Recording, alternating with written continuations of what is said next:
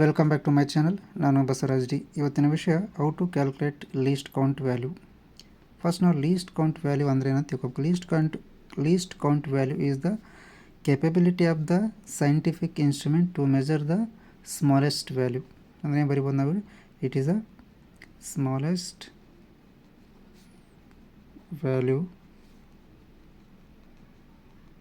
measured by the instrument, by measuring instrument.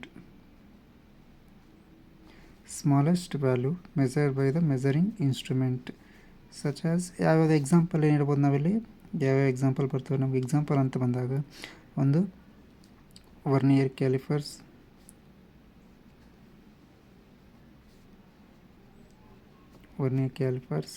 screw gauge and traveling microscope.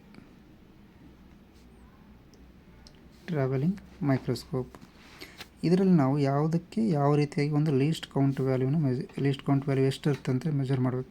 ಈಗ ನಾವು vernier ಅಂತ ತೊಗೊಂಡಾಗ ವರ್ನಿಯರ್ಗೆ list count value ಬೇರೆ ಇರ್ತದೆ, ಸ್ಕ್ರೂ ಗೇಜ್ಗೆ ಲೀಸ್ಟ್ ಕೌಂಟ್ ವ್ಯಾಲ್ಯೂ ಬರ್ತದೆ. ಅದೇ ಥರ ನಮ್ಗೆ ಟ್ರಾವೆಲಿಂಗ್ ಮೈಕ್ರೋಸ್ಕೋಪಿಗೂ ಸಹ ಲೀಸ್ಟ್ ಕೌಂಟ್ ವ್ಯಾಲ್ಯೂ ಬೇರೆ ಥರನೇ ಇರ್ತದೆ ನಮಗೆ. ಓಕೆ, ಫಸ್ಟ್ ನಾವು ಲೀಸ್ಟ್ ಕೌಂಟ್ ವ್ಯಾಲ್ಯೂ ಅಂತಂದರೆ definition of least count value. Least count ಅಂದರೆ it is a smallest value on mean scale divided by total number of division on coinciding vernier division. ಅಂದರೆ CVD, smallest value on the mean scale, total number of value on the CVD. Okay, ಇದನ್ನು ನಾವೇನಂತ ಕರಿತೀವಿ, least count. ಹಾಗಾದರೆ ನಾವು first ವರ್ನಿಯರ್ಗೆ ಯಾವ ಥರ ಏನಿರ್ತದೆ least count, ಯಾವ ಥರ ನಾವು ಕ್ಯಾಲ್ಕುಲೇಟ್ ಮಾಡ್ತೀವಿ ಅನ್ನೋದನ್ನು ನೋಡೋಣ. Vernier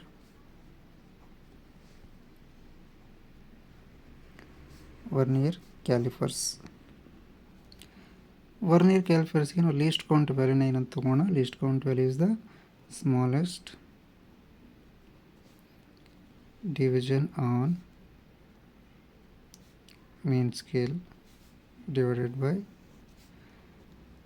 total number of division on CVD. ಓಕೆ, ಕೋಇನ್ಸಿಡಿಂಗ್ ವರ್ನಿಯರ್ ಡಿವಿಷನ್ ಅಂತ ಕರಿತೀವಿ ನಾವು. ಹಾಗಾದ್ರೆ ನಾವಿಲ್ಲಿ ಈ ಒಂದು ಇನ್ಸ್ಟ್ರೂಮೆಂಟ್ಗೆ ಏನಂತ ಕರಿತೀವಿ ನಾವು, ವರ್ನಿಯರ್ ಕ್ಯಾಲಿಪರ್ಸ್. ಈ ಒಂದು ಸ್ಕೇಲ್ ಎಷ್ಟು ನಮಗೆ ಸ್ಮಾಲೆಸ್ಟ್ ವ್ಯಾಲ್ಯೂನ ಮೆಜರ್ ಮಾಡ್ತದೆ ಅಂತಂದರೆ ಇಟ್ ಇಸ್ 1/100 ಸೆಂಟಿಮೀಟರ್ ಇರ್ತಕ್ಕಂತಂದರೆ 0.01 ಸೆಂಟಿಮೀಟರ್ ವೇರಿಯೇಷನ್ನು ಸಹ ಇದು ಮೆಜರ್ ಮಾಡ್ತದೆ ನಮಗೆ. ಅಂದರೆ ಈ ಸಪೋಸ್ ಒಂದು ಆಬ್ಜೆಕ್ಟ್ ಇತ್ತು, ಆಬ್ಜೆಕ್ಟ್ದೊಂದು ಡಯಾಮೀಟರ್ ನಮ್ಗೆ 10 ಸೆಂಟಿಮೀಟರ್ ಇತ್ತು ಅಂದರೆ ಸಪೋಸ್ ಅದಕ್ಕೆ ಏನಾದ್ರು ಸಮ್ ಪಾರ್ಟಲ್ಲಿ 10.01 ಡಿಫ್ರೆನ್ಸ್ ಅಂದರೆ 0.01 ಡಿಫ್ರೆನ್ಸ್ ಇದ್ದರೂ ಸಹ ಅದನ್ನು ಸಹ ನಾವು ಈ ಒಂದು ಇನ್ಸ್ಟ್ರೂಮೆಂಟಿಂದ ಮೆಜರ್ ಮಾಡ್ಬೋದು. ಅಂದರೆ ಒಂದು ಆಬ್ಜೆಕ್ಟನ್ನು 0.01 ಸೆಂಟಿಮೀಟರ್ನ 100 ಟೈಮ್ಸ್ ಕಟ್ ಮಾಡಿದಾಗ ನಮಗೆ ಬರುವಂಥ ವ್ಯಾಲ್ಯೂ ಎಷ್ಟು ಒಂದು ಸಣ್ಣ ವ್ಯಾಲ್ಯೂ ಬರ್ತಲ್ಲ, ಆ ವ್ಯಾಲ್ಯೂನು ಸಹ ನಾವು ಅಷ್ಟು ಎರರನ್ನು ಎಕ್ಸ್ಟ್ರಾ ವ್ಯಾಲ್ಯೂನ ಸಹ ನಾವು ಎಕ್ಯುರೇಟಾಗಿ ಈ ಮೆಜರ್ಮೆಂಟಿಂದ ಈ ಒಂದು ಇನ್ಸ್ಟ್ರೂಮೆಂಟಿಂದ ಮೆಜರ್ ಮಾಡ್ಬೋದು. ಅಂದರೆ ವರ್ನಿಯರ್ ಸ್ಕೇಲ್ ಮೆಜರ್ ಮಾಡುವಂಥ ಒಂದು ಎಕ್ಯುರೇಟ್ ಸ್ಮಾಲೆಸ್ಟ್ ವ್ಯಾಲ್ಯೂ ಎಷ್ಟು ಅಂದರೆ 0.01. ಹಾಗಾದರೆ ಟೋಟಲ್ ಲೀಸ್ಟ್ ಕೌಂಟ್ ಯಾವ ಥರ ಕ್ಯಾಲ್ಕುಲೇಟ್ ಮಾಡ್ತೀವಿ ನೋಡೋಣ.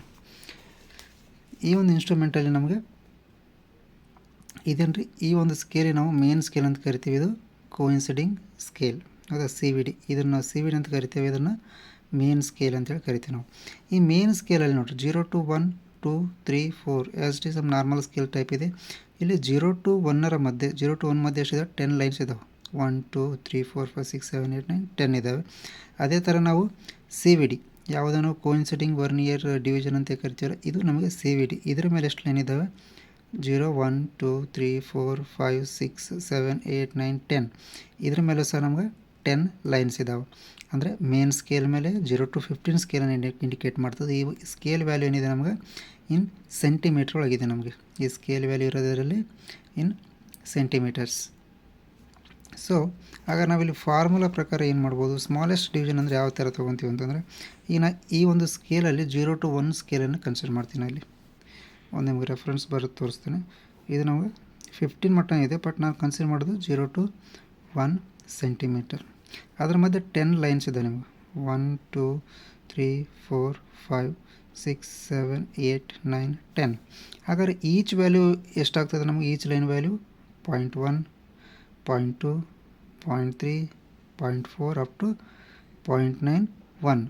ಸ್ಮಾಲೆಸ್ಟ್ ಡಿವಿಷನ್ ಅಂದರೆ 0ದಿಂದ ಫಸ್ಟ್ ಲೈನ್ ಏನಿರ್ತದಲ್ಲ that is our smallest value, ಅಂದರೆ ಈ ಒಂದು ವ್ಯಾಲ್ಯೂ. ಆ ವ್ಯಾಲ್ಯೂ ಎಷ್ಟಿದೆ ನಮಗೆ? Smallest value is 0.1 centimetre. Or ಇದನ್ನು ಇನ್ನೊಂದು ಥರನೂ ಕ್ಯಾಲ್ಕುಲೇಟ್ ಮಾಡ್ಬೋದು ನಾವು. 0 to 1 ಸೆಂಟಿಮೀಟರ್ ಇದೆ, ಎಷ್ಟು ಇನ್ ಬಿಟ್ವೀನ್ ಎಷ್ಟು ಲೈನ್ ಇದ್ದಾವೆ? 10 ಲೈನ್ ಇದ್ದಾವೆ. ಸೊ ಸ್ಮಾಲೆಸ್ಟ್ ಡಿವಿಷನ್ ಎಷ್ಟಾಗ್ತದೆ ನಮಗೆ? 0.1 ಸೆಂಟಿಮೀಟರ್. ಓಕೆ, ಈ ಎರಡು ಫಾರ್ಮಲ್ಲಿ ನೀವು ಅಂದರೆ ಅದರಲ್ಲಿ 0ದಿಂದ ನೆಕ್ಸ್ಟ್ ಲೈನನ್ನು ಕನ್ಸಿಡರ್ ಮಾಡ್ಬೋದು, ಅಥವಾ 1/10 ಮಾಡಿದಾಗೂ ಸಹ ನಿಮ್ಗೆ 0.01 ಸೆಂಟಿಮೀಟರ್ ಬರ್ತದೆ. ಸೊ ಹಂಗಾಗಿ ನಾವು ಈ ಒಂದು ಫಾರ್ಮುಲಾ ಸಬ್ಸ್ಟಿಟ್ಯೂಟ್ ಮಾಡೋದಾಯಿತು ಅಂದರೆ ಲೀಸ್ಟ್ ಕೌಂಟ್ ಏನಾಯ್ತು ಇಲ್ಲಿ? 0.1 ಸೆಂಟಿಮೀಟರ್. ಕೋಇನ್ಸಿಡಿಂಗ್ ಡಿವಿಷನ್ ಅಂದರೆ ಸಿ ವಿ ಡಿಗೆ ನಮ್ಗೆ ಯಾವ ಒಂದು ಎಸ್ ಐ ಯೂನಿಟ್ ಇರೋಂಗಿಲ್ಲ, ಬಟ್ ಇಲ್ಲಿ ನಂಬರ್ ಏನಿದೆ 10 ಲೈನ್ಸ್ ಇದ್ದಾವೆ ಅಷ್ಟೇ. ಸೊ ಇದನ್ನು ನಾವು 10ಇಂದ ಡಿವೈಡ್ ಮಾಡಿದಾಗ ಬರ್ತಕ್ಕಂಥದ್ದು 0.01 ಸೆಂಟಿಮೀಟರ್. ಇಲ್ಲಿ ಸ್ಮಾಲೆಸ್ಟ್ ಡಿವಿಷನ್ ಮೇನ್ ಸ್ಕೇಲಿಗೆ ಒಂದು ಎಸ್ ಐ ಯೂನಿಟ್ ಇದೆ, ಬಟ್ ಟೋಟಲ್ ನಂಬರ್ ಆಫ್ ಡಿವಿಷನ್ಗೆ ಯಾವುದೇ ಒಂದು ಎಸ್ ಐ ಯೂನಿಟ್ ಇಲ್ಲ. ಓಕೆ, ಹಾಗಾಗಿ ನಾವು ಇದನ್ನು ಅಂದರೆ ವರ್ನಿಯರ್ ಸ್ಕೇಲ್ದು ಲೀಸ್ಟ್ ಕೌಂಟ್ ಎಷ್ಟಾಯಿತು ನಮಗೆ? 0.01 ಸೆಂಟಿಮೀಟರ್. ಅಂದರೆ ಇಷ್ಟು ಸ್ಮಾಲ್ ಎರರನ್ನು ಸಹ ನಾವು ಒಂದು ವರ್ನಿಯರ್ ಕ್ಯಾಲಿಫರ್ಸನ್ನು ಯೂಸ್ ಮಾಡಿಕೊಂಡು ಮೆಜರ್ ಮಾಡ್ಬೋದು. ಈ ಒಂದು ಇನ್ಸ್ಟ್ರೂಮೆಂಟಿಗೆ ನಾವು ಯೂಸ್ ಮಾಡ್ತಕ್ಕಂಥ ಫಾರ್ಮುಲಾ ಏನ್ರಿ? Total reading formula is equals to MSR plus CVD into LC. ಈ ಕೋಇನ್ಸಿಡಿಂಗ್ ಸ್ಕೇಲಿಗೆ ನಾವು ಮಲ್ಟಿಪಲ್ ವಿತ್ ಲೀಸ್ಟ್ ಕೌಂಟ್ ಮಾಡಿದಾಗ ನಮಗೊಂದು ವ್ಯಾಲ್ಯೂ ಬರ್ತದೆ, ಅದನ್ನು ನಾವು ಮೇನ್ ಸ್ಕೇಲಿಗೆ ಆ್ಯಡ್ ಮಾಡ್ತೀವಿ ನಾವು ಇಲ್ಲಿ. ಈಗ ಇದಕ್ಕೊಂದು ಎಕ್ಸಾಂಪಲನ್ನು ನೋಡೋಣ. ನಾವೀಗ ಈ ಒಂದು ಆಬ್ಜೆಕ್ಟಿಂದು ಡಯಾಮೀಟ್ರನ್ನು ಫೈಂಡ್ ಔಟ್ ಮಾಡೋಣ. ಈ ಒಂದು ಬಾಕ್ಸಿದ್ದು ಡಯಾಮೀಟರ್ ಎಷ್ಟಿದೆ ಅಂತೇಳಿ. ಡಯಾಮೀಟ್ರ್ ಅಂತ ಬಂದಾಗ ನಾವು ಸ್ಕೇಲ್ ರೀಡಿಂಗ್ ಎಲ್ಲಿಂದ ಸ್ಟಾರ್ಟ್ ಮಾಡ್ಬೇಕು ರೀ? ಎಲ್ಲಿ ನಮಗೆ ಫಸ್ಟ್ ಲೈನ್ ಸ್ಟಾರ್ಟ್ ಆಗ್ತದಲ್ಲ ಈ ಲೈನಿಗೆ ಕನ್ಸಿಡರ್ ಮಾಡಬೇಕು. ಆದರೆ ನಾವು ಈ ಎಜ್ಜಿಂದ ಕನ್ಸಿಡರ್ ಮಾಡೋಂಗಿಲ್ಲ. ಓಕೆ, ನಮಗೆ ಈ ಲೈನ್ ಎಷ್ಟಿದೆ ನಮಗೆ? 3.1 3.2 3.3 3.3ಗೆ ನಮ್ಗೆ ಇಲ್ಲಿ ಏನಾಗಿದೆ? ಕೋಇನ್ಸಿಡಿಂಗ್ ಇದೆ. ನಮ್ಗೆ MSR ಎಷ್ಟಾಯ್ತು ಹಂಗಾರೆ? MSR is 3.3.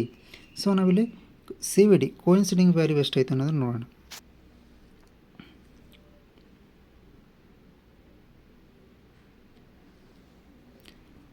ಯಾವ ವ್ಯಾಲ್ಯೂ ಕೋಇನ್ಸಿಡ್ ಆಗಿದೆ ನೋಡಿ ಇಲ್ಲಿ? ಅಂದರೆ ಈ ಲೈನಲ್ಲಿ ನಾವು ಕೌಂಟ್ ಮಾಡೋಕೆ ಈ 10 ಲೈನ್ ಒಳಗಡೆ ಯಾವುದು ನಮಗೆ ಕೋಇನ್ಸಿಡಿಂಗ್ ಪಾಯಿಂಟ್ ಇದೆ ಅಂತೇಳಿ.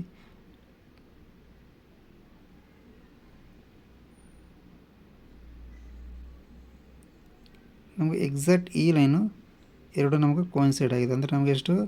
3 ಈಸ್ ದ ಕೋಇನ್ಸೈಡಿಂಗ್ ವ್ಯಾಲ್ಯೂ. 3 ಈಸ್ ನಮಗೆ ಕೋಇನ್ಸೈಡಿಂಗ್ ವ್ಯಾಲ್ಯೂ ಆಯ್ತು ಈಗ. ಸೊ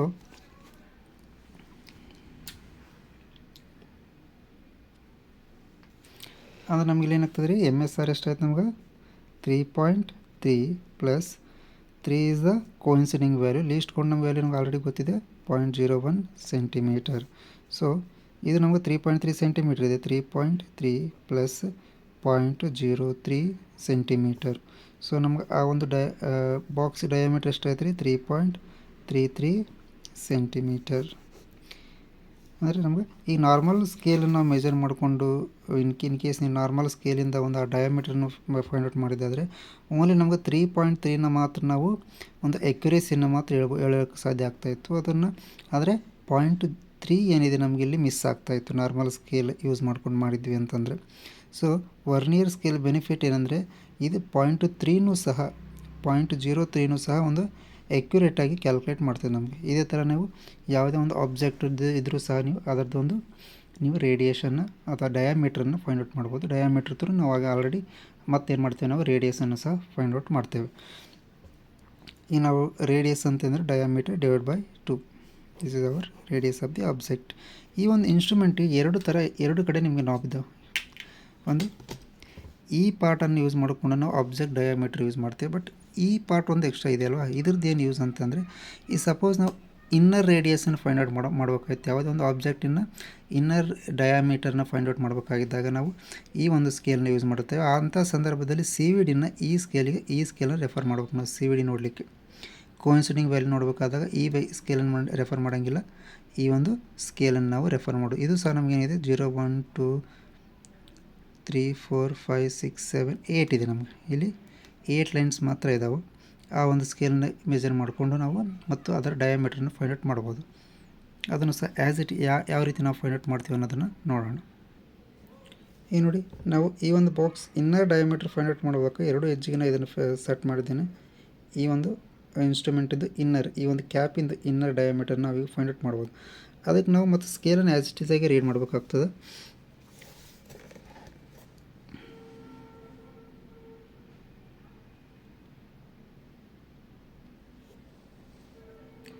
ಎಷ್ಟಿದೆ ನಮಗೆ ಇನ್ನರ್ ಡಯಾಮೀಟರ್? MSR 3 ಇದೆ. ನಮಗೆ ಕೋಇನ್ಸಿಡಿಂಗ್ ಫಸ್ಟ್ ಎಷ್ಟಿದೆ ನೋಡಿ ಇಲ್ಲಿ,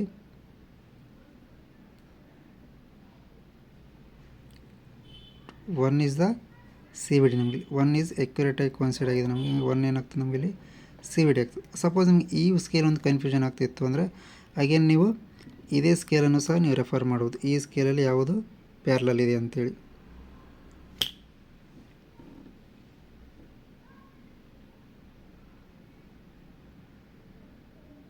ಓಕೆ, ಈ ಒಂದು ಸ್ಕೇಲನ್ನು ಯೂಸ್ ಮಾಡಿಕೊಂಡು ನೀವು CVDನೂ ಸಹ ಫೈಂಡ್ ಔಟ್ ಮಾಡ್ಬೋದು.